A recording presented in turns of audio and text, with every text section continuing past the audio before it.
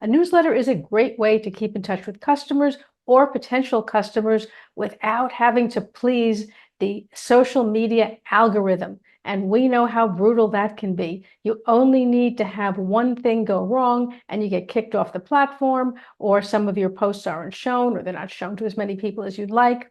We all know the drill. So having a newsletter is a wonderful way to be able to get around that and to really to own your audience, so to speak, to own your list. But chances are you know that, which is why you're here. To successfully launch a newsletter, there are 4 key points to keep in mind. Hi, I'm Jane Singer, publisher of 2 weekly newsletters with open rates that are more than double the industry standard and that have almost no unsubscribes. In this very short video, I am going to outline what I do, how I've done it, what I've learned, and walk you through the basic steps that I use when I'm working with clients to help them start their successful newsletters. These are some of the critical points that I use with clients to help them build a framework so that they also can launch successful newsletters. Number 1, you want to define your audience. What do I mean by that? It's really tempting to fall down that path of wanting to please everybody, cast a wider net, get more fish, so to speak. But that's a mistake that tends to derail most newsletters. And I fell into that as well. What you want to do is be able to really narrow your focus, to niche down, as they say. And how do you do that? Basically, you think about who's your best customer. In other words, who would you like more of? Who's important to you? What's your ideal customer like? So you want to think in those terms. And then when you structure your newsletter, you're writing for that person. So in other words, you're keeping that person in mind and you're thinking, what can I provide to that person that would be of value to them? It doesn't have to be massive value, but it has to be enough value to justify the time and effort that they took to open the newsletter and to spend time reading it. So focus on the one person. Number 2, pick one thing to share to start with. It's easy to look at what everybody else is doing and want a newsletter like them without realizing that their newsletter evolved over a long period of time. And again, I fell into the same thing myself. I also felt I needed to have a very long newsletter, a comprehensive newsletter. Oh, just put one thing there. Well, people think it's a waste of time. They think my newsletter isn't very good compared to everybody else's. But actually, the reader doesn't think like that. From the reader's point of view, they click to open your newsletter, and either they're going to get value out of it or not.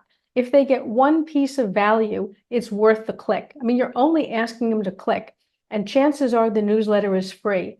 Therefore, you don't have to provide massive amounts of value, but you do have to provide value. So don't think you can just put anything in there and call it a day. You want to think to yourself, what could I provide this person, my ideal customer, my best customer? What could I provide them in this newsletter that would be useful to them? Perhaps it's a statistic, right? I have industry statistics in one of the newsletters that I do. It could be how to, if that's more along the lines of what you're doing. It could be a product review if that's more suited to the kinds of things that you do. I mean, you know what your business is, you know who your audience is. You want to think about it from that point of view. It would be silly for me to simply talk about what I do and then you try to think, oh, well, I need to do the same thing. You might have a different audience, so something else might be appropriate. But again, think about one thing that you can bring to them, one thing that you could reasonably do, right? It can't be something that's going to take you months to research. But what could you share? One thing that's simple and that's useful. And stick with one, because after you get going and you build a cadence with your newsletter and you get feedback from your audience, you can add more, right? Over time, I've developed our newsletters to go from being a lot more simple when I finally realized that you had to be simple if you wanted to stay consistent. And then I added things on little by little. Number 3, pick a frequency. One of the keys to a successful newsletter is frequency, but that doesn't mean it has to be very frequent. What it means is it must be consistent on that frequency. So if you choose a frequency, let's say of weekly, you need to get that out there every single week. And as you know, there's 52 weeks in a year. We do a weekly newsletter. In fact, I do 2 of them. So that means basically 104 times a year I've got to get newsletters out. Yes, it's brutal, but we're a media company, so we have no excuses, but it's still very, very difficult. I would say for people who are starting out, start out as monthly.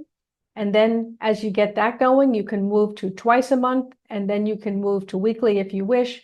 But there's no saying that a monthly newsletter isn't good. It's very good. A month goes by very fast. So to think that you have to be following the way media is, like breaking news, every 5 minutes you have something in your inbox, that's a whole different ballgame. Once a month is perfectly fine. Again, it's all about delivering value to that particular audience or customer who would find that useful and staying consistent. Better to have something that every month comes out on time than it is to say, we're going to be weekly, and then half the time you miss a week because the week goes by very fast, and for whatever reason, you just can't get it done because you got a lot of other stuff to do. That makes you look unreliable. That's not exactly the impression you want to be giving to your audience. So really, really, really, it involves being mentally tough because we see what else is out there. And we're seeing sometimes what big media outlets are doing, right? Like national news or international news, right? And we think that that's the benchmark, that's the standard. And it certainly isn't. It is not. You can do a monthly newsletter, and it can be very short and very focused and very effective and valued by people. Now, finally, I just want to say that when you're coming off the social media train, it's really hard to sort of pull yourself back from the parameters or the benchmarks that you look at on social media, which is how many views did I get? How many clicks did I get? When in reality, a lot of those are people who aren't even interested in what you're doing, or perhaps will never be customers of yours. There's a lot of reasons why people stop by on social media, click on it, look at it, whatever. We're all scrolling through a feed. I do that too. You can't really look at what you're doing on social media and think, okay, these are the numbers I'm hitting on social media, so I should be able to do the same thing in a newsletter. No, and it's not what you want to do, and it will not benefit you. Successful newsletters reach a very targeted audience, and you're focusing more on open rate, and if you have a link in there to click, a click-through rate. And you're only going to hit those targets when you have a very narrow audience, because the reason people open it is because it really is something they relate to. So on one of our newsletters where we give freight rates, right, the rates that it costs to ship a container, only people who are shipping containers internationally are going to find that interesting. But they're going to find that very interesting because that's what they do. And to be able to get a weekly update on what the rates are this week and how much it changed from the week before, right? That simple little table, which was where we started our Supply Chain Strategist newsletter, was massively interesting and useful to a very specific customer. Will that newsletter go viral? No. Do I want it to go viral? No. I want it to be deep engagement with a very targeted audience who would be interested in some of the products and services that we sell.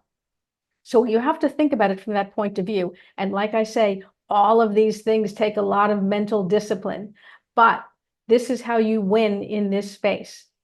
So I very quickly shared with you the framework I use to create our newsletters and that I use when I'm working with clients to help them build their successful newsletters. I hope it was useful to you. I wish you tremendous success with your newsletter. I'm Jane Singer, and thank you for joining me.